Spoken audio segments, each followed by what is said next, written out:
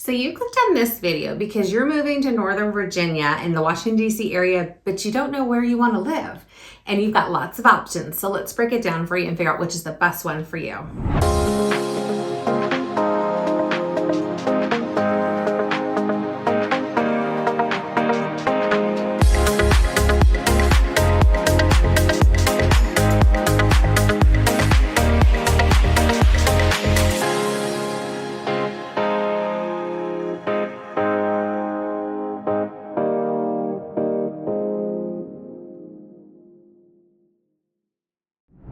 Hi, my name is Laura Griffin. I'm with Loudoun Living at Pearson Smith Realty. Some of you also know me as the Loudoun Mom. I run a popular moms group here in the Loudoun County area, as well as being a top-selling real estate agent. And I get calls all the time from people who are moving to the Northern Virginia area and they need help and they don't know where they want to move to. And there's a ton of options. There's really 3 counties if you're moving to Northern Virginia to pick from. And they want my opinion on what they think is the best for them. So let's break it down and how do you decide whether you move to Prince William County, Fairfax County, and or Loudoun County. So let's talk a little bit about it. There's also the city of Alexandria in there, but we're just gonna kind of encompass that one into Fairfax. So let's talk about that. And really, it's gonna break down into a couple different buckets that will help us decide which way you're going to go. And first and foremost, I say, let's talk about budget. No one ever wants to talk about budget, but it is so important. And the reason why is often I'll get clients who want to move here. They're not pre-approved. We get them pre-approved and the dollar amount that they thought they were pre-approved for is either less or more than. And if it's less, then that might make our decision about where we focus our search on a little different.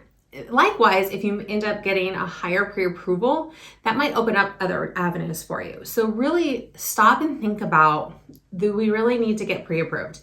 It's very easy to do. I have a few lenders that I work with. It's filling out an application online and then they verify your information. So if you say you make X, they're going to want to see W-2s, tax returns, pay stubs that kind of verify that. It's really not that hard. I would say you could probably have a pre-approval letter within an afternoon if you have all your documents. If you're relocating, we'll oftentimes need an offer letter for your new job, or if you're transferring with your company and you're getting probably a pay raise, usually getting that information. And once we have the dollar amount, we can really kind of narrow the search. So we can narrow the search by having the dollar amount. And the reason why is because let's say you're approved for $550,000. You're going to be working in Washington, D.C., and you want to be 20 minutes from work. What does that buy you?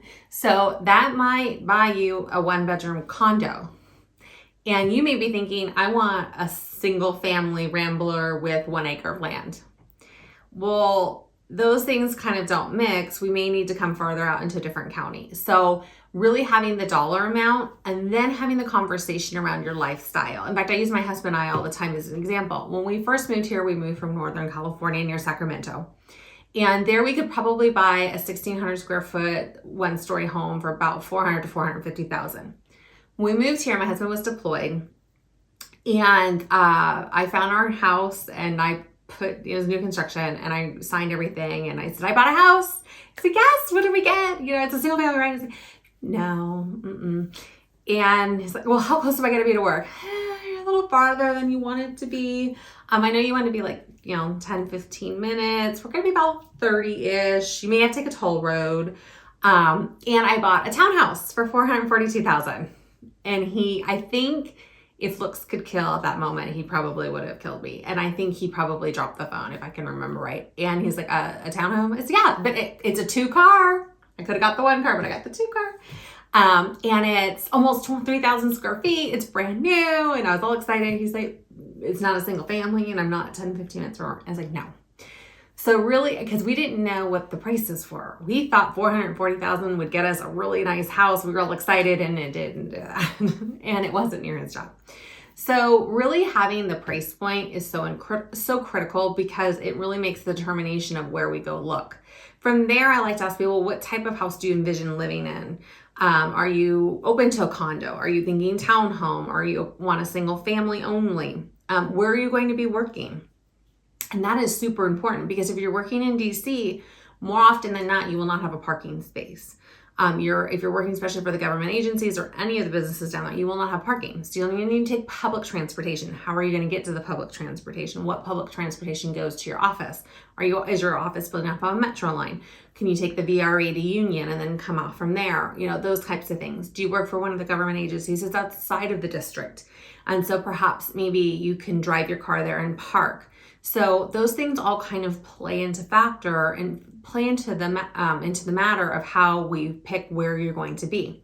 So we have to have the price point, and then we talk about, well, what do you want your commute and what type of home do you want to live in? Also, we need to talk about what kind of things do you like doing? Do you have 3 horses that you're bringing with us and you need a couple acres? Well, that's going to be completely a different house than someone who says, no, I want to live in the city. I don't have pets. I don't have kids. I just want to live really close to my job.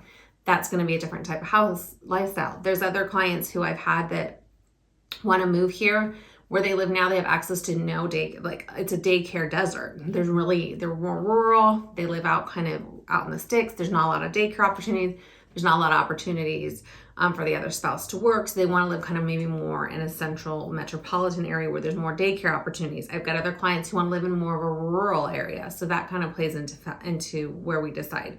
So really knowing the price point, the type of home, your lifestyle, if you want rural, not rural, you have horses, you have children, all those kinds of things, and then the commute. It all factors into this pie of where we go. So let's talk about the different counties and the different things that they have to offer.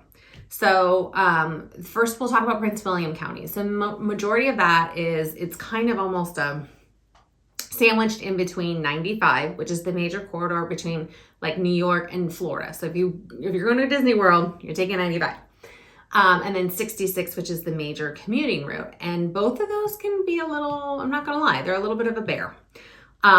They're always working on it on both roads. They're always adding express lanes, always adding tolls, things like that. But they can be a little bit of a challenge.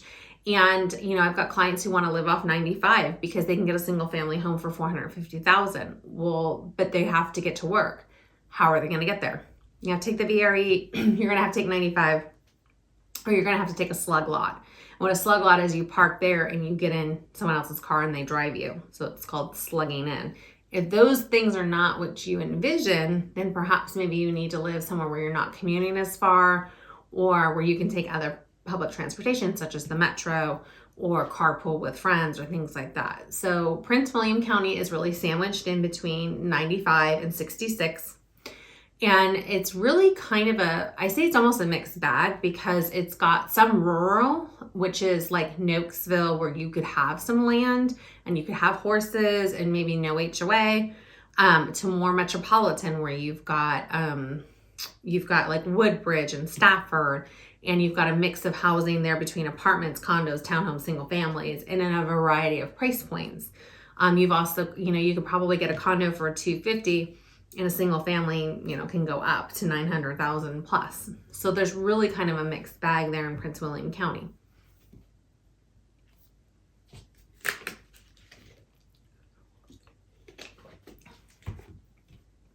The other thing to consider in Prince William County is it's like I said, it's a mix between rural and not rural.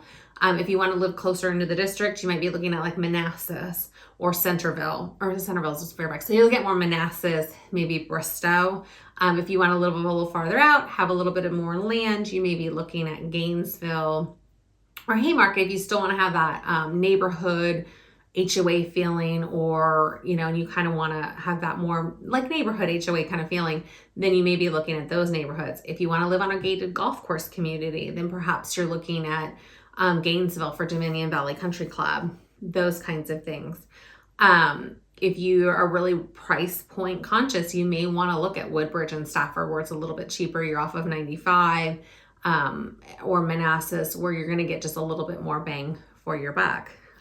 So that's kind of the other thing to think about too that I forget about is Prince William County also has their school start times are flipped. So in Loudoun, the kindergarten or the elementary school children start soon. So they start like 7:30 to 7:50. In Prince William, they go to school last. So if you have a high schooler, they're going to be going to school early in the morning, and your elementary school child will be going later around 9-ish. So you may need before school care and after school care. So that you might want to think about those options too, because that might change your budget a little bit. Daycare might be a little bit cheaper out there if you have little ones, but then when you get to the elementary school age, you may need a before care and an after school care. If you go into the office like at 7 a.m., you may need to do that because you may not be waiting for the bus to put your children on.